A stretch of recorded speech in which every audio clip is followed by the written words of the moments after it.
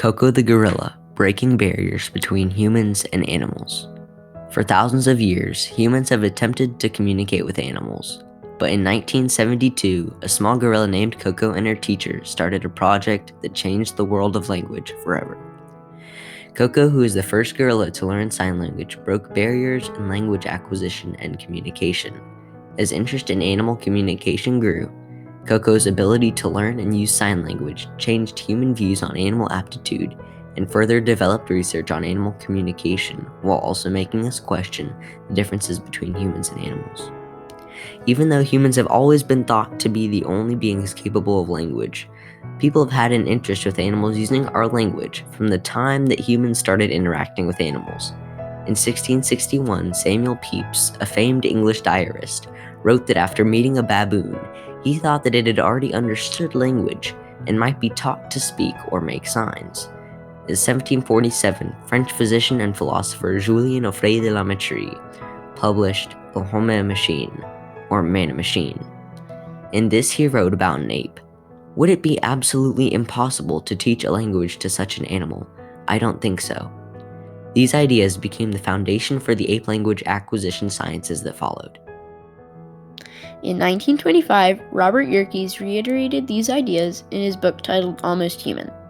After these ideas resurfaced, people like Winthrop Kellogg and Beatrix and Alan Gardner put them to the test. Kellogg, an American psychologist, tried to raise a chimpanzee named Gua with his own 10-month-old son, but abandoned his experiment in 9 months. 35 years later, in 1960, the Gardners, both animal researchers, theorized that American Sign Language, or Amazon, would work well for communicating with great apes because the apes could use their nimble fingers to easily form signs after learning them. Washoe, the young chimpanzee they used in the study, was able to learn 132 signs in 4 years.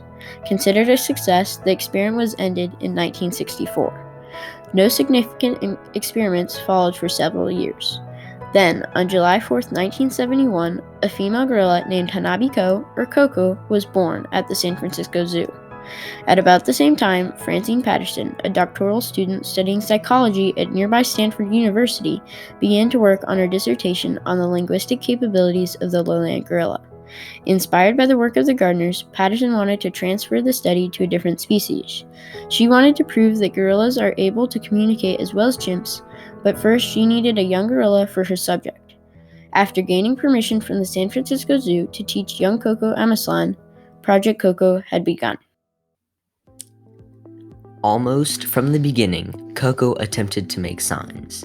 They weren't counted as her first words because Patterson hadn't yet developed a system to verify Koko's signs.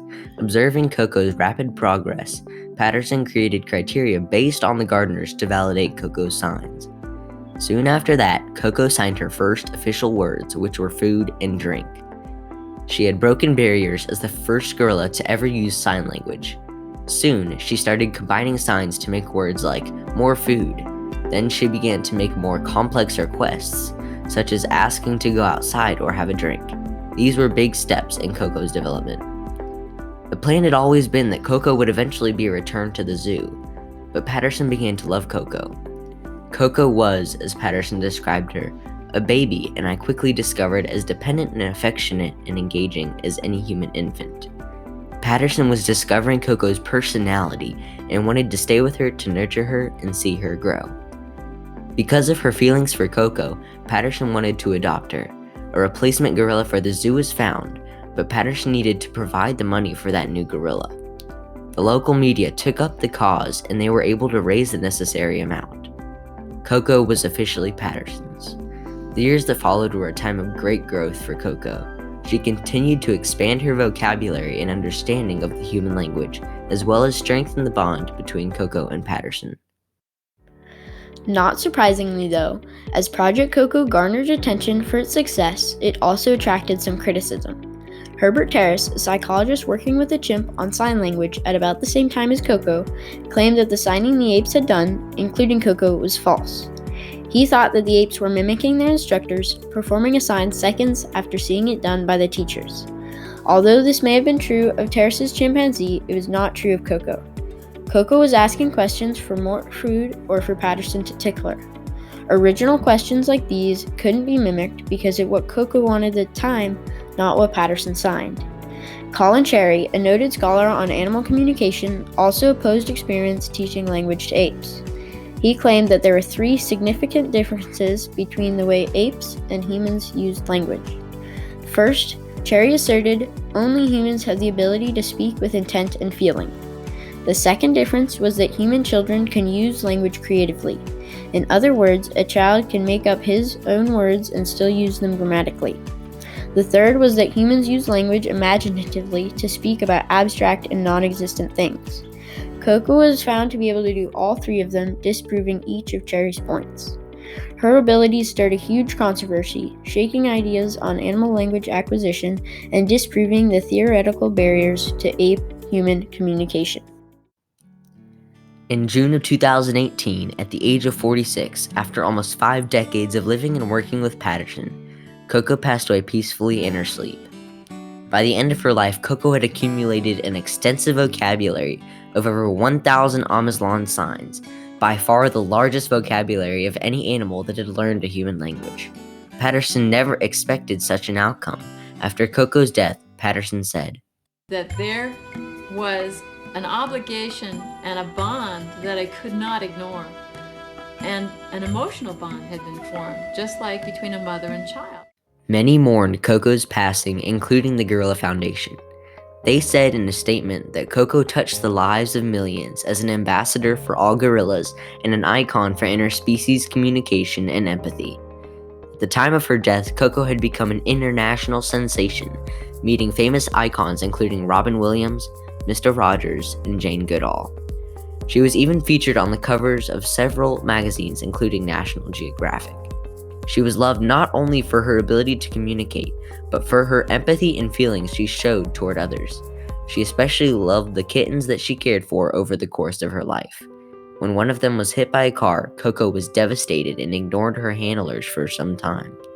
These displays of compassion were what set Koko apart from the rest of the animals learning to sign. She confirmed what many people already suspected. The animals have unexpected depths of understanding we have yet to fathom. Patterson and Koko's project continues today in the work of many organizations, including the Gorilla Foundation.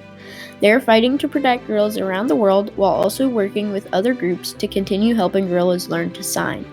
One of those groups is the Great Ape Trust, one of the few remaining organizations teaching language to apes. They work with apes using symbols called lexicograms on touchscreen computers, where each symbol represents an idea or thing. Rob Schumacher, one of the 5 scientists working at the Trust, says that the field needs to get away from trying to teach apes our language and really study what's going on mentally for these guys. The work of teaching the human language has become less important. Beginning in the 1990s, work started to consist of studying apes along with other species to see how they communicate with each other instead of with people. Kon Slobodchikov, a biologist and professor emeritus at North Arizona University, has been working with prairie dogs for many years to decode the secrets of their language. Slobodchikov found that in extremely short chirps, the prairie dogs are able to tell what the predator was as well as the color and basic size and shape. Slobodchikov says this complex type of speech is possible across the animal kingdom, not just with prairie dogs. It's just that we have not looked, he says. Slobodchikov blames the fact that humans have long assumed animals aren't capable of this type of intelligence. This study and others, like one looking into the nonverbal communication of wild gorillas and another decoding the patterns in whale song across different regions, have made us realize that language and communication are not as unique to our species as we thought. Koko was amazing because she broke barriers throughout her life. At a very young age, she became the first gorilla to ever use sign language. Over the course of her life, she was able to change the way humans thought about language and how they used it. She used her ability to show the world that gorillas, apes, and animals in general use and understand language in ways that we are just beginning to recognize. Her legacy lives on today through the questions she made us as humans think about. She challenged ideas that we thought we had the answers to, like what truly makes us humans. She made us see that language isn't just for humans, but for many species.